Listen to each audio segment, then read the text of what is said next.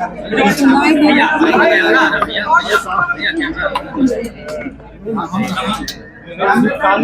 रहिए आप लोग। सर बोला जाए चर्चाएं काफी हो रही है, कुछ खुलासा करिए। तो आप लोगों के बीच में देखता हूँ, सुनता भी, और उससे बाहर कहीं मुझे ना दिखाई पड़ता है ना सुनाई पड़ता है। आज आप सबको ध्यान में है कि विधानसभा का सत्र का प्रारंभ हुआ है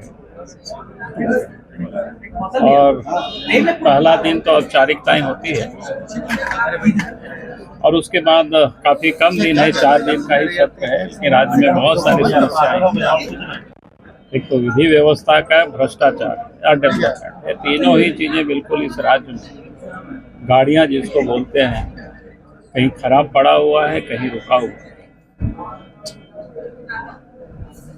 और सरकार उस दिशा में कुछ करने को दिखाई नहीं पड़ा।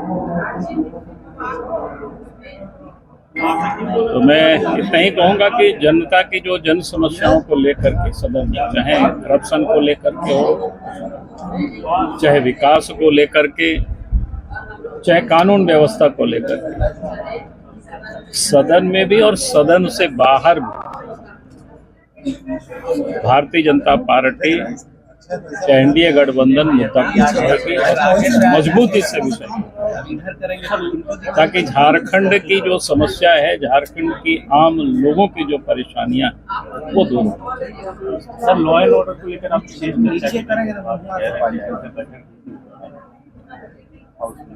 हमने कल भी कहा था कि आज भी कहा था कि उन्होंने अलग से कोई चर्चा करने के लिए तो नहीं तैयार है। उन्होंने कहा कि थोड़ा चर्चा का समय बढ़ा देंगे उसी में। बाकी हम लोग देखेंगे किस प्रकार से जन समस्याओं को हम सब लोग सदन में उठाते हैं, क्योंकि हमारी विधायक दल की बैठक 7 तारीख को होगी शाम में, तब फिर हम लोग तय करेंगे। समीकरण को लेकर बड़ी चर्चा हो रही है। नहीं, मैंने कहा कि ये मैं चर्चा आप लोगों से सुनता भी हूँ और देखता भी हूँ, उसका भी आरोप आप लोगों पे ही लग रहा है सर, लेकिन वास्तव में और उससे अधिक कहीं से हमको कोई सुनाई नहीं दिया है। खिचड़ी नहीं पकड़ी। और जो मैंने कहा कि तो आप लोगों से ये चर्चाएं मैं सुनता हूँ, हमने और कहीं कोई दूसरे जैसे कोई पार्टी की ओर से या कहीं से कोई हमको सुनाई नहीं देता है, ना दिखाई देता है। तो इसलिए ठंडे का मौसम है, आप सब लोग थोड़ा सा इसमें आनंद लीजिए, इतना ही मैं कह सकता हूँ। बीजेपी भरम फैला रही है। बीजेपी भरम फैला रही है। 5 साल तक आप देखे वही लोग यहाँ से वहाँ दौड़ रहा था, आरोप बीजेपी के ऊपर लगा रहा था।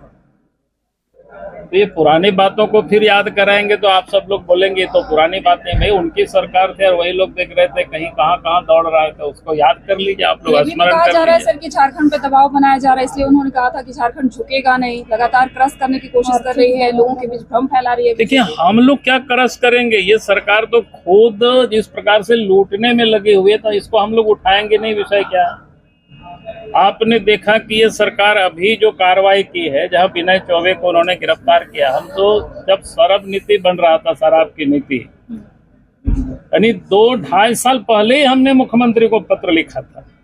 आज भी इस प्रश्न का जवाब सरकार की ओर से नहीं आया कि हमने जो पत्र लिखा फिर मुख्यमंत्री ने कार्रवाई क्यों नहीं किया, उस समय उन्होंने सतर्क क्यों नहीं हुआ।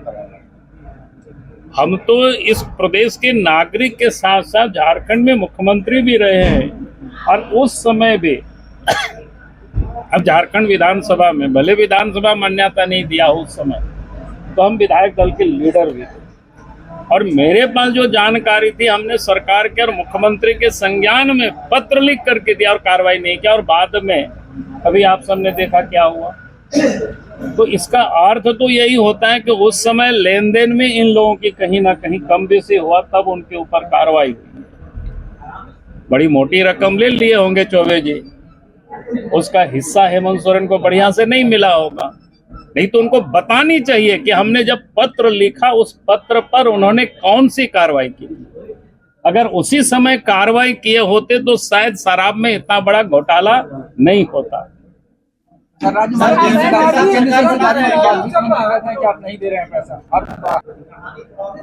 तो दूसरों के माथे पर ठिकराए लोग फोड़ते। भाई राज्य में आपकी सरकार है, राज्य में आपको काम करना है। आप यहाँ काम नहीं करते हैं। जैसे देहात में कहावत है न, नाचन ना जाने आंगनवा टेढ़ है, बोलते हैं ना, ये कहावत है, आप सब लोग सुने होंगे। भाई नाचना आप जानोगे नहीं और बोलोगे कि आंगन ही टेढ़ है, तो ऐसा नहीं होता है ना। आपको सीखना पड़े।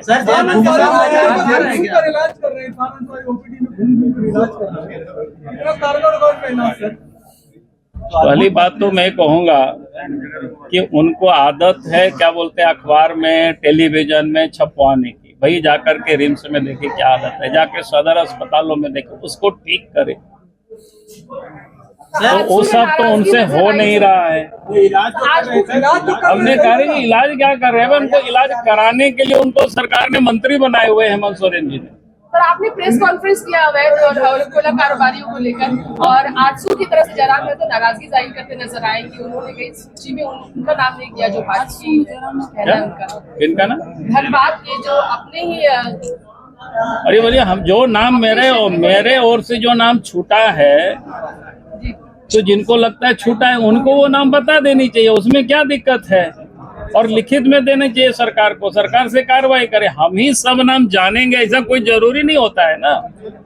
राज्य भर में जितनी घटनाएं होती है, सब घटनाओं की जानकारी तो हमारे पास नहीं पहुंचता है, जितने पहुंचता है उसको मैं बोलता हूँ।